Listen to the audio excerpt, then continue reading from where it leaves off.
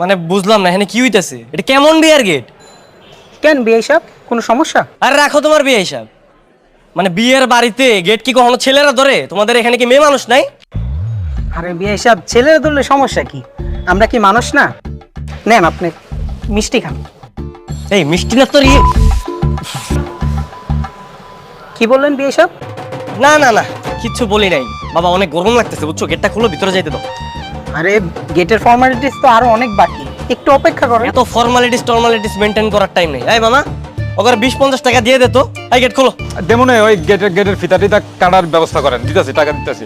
আরে 20-50 টাকা দিয়ে কি হবো? 20-50 হাজার বের করেন। 20-50 হাজার না তোমাদের একদম। এই মাথা গরম করো না, গেট খুলো তো, ভিতরে যাইতে দাও। কই আপুরা, তাড়াতাড়ি শরবত নিয়ে আসেন, বিয়ে হিসাবে তো মাথা একদম গরম হয়ে আছে।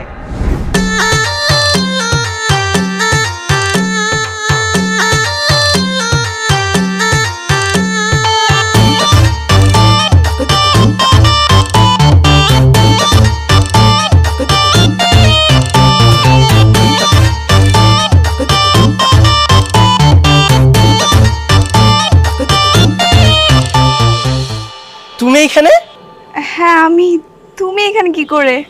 ও মাই গড, আমি তো মানে কল্পনাই করতে পারতেছি না যে তোমার সাথে আমার আবার দেখা হয়ে গেল। হ্যাঁ আমিও তো সেটাই ভাবতেছি। নেন শরবতগুলো খেয়ে কল্পনা জগতে হারিয়ে যান। এই না না না না, এটা খেও না, এটা মরিচের শরবত। এই রাখ। ধুর, তুই বললি কেন? চুপ থাক, এটা খাও। Thank you. ঠিকঠাক আছে পারফেক্ট। এই বিয়ের গেটের টাকা দিন।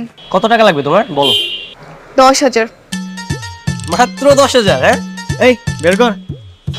10,000 বের কর।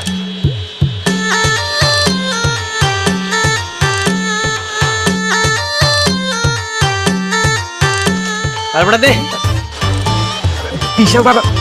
এই নাও 20,000 টাকা। Thank you so much. হ্যাঁ এই নিন, ফিতা কাটুন।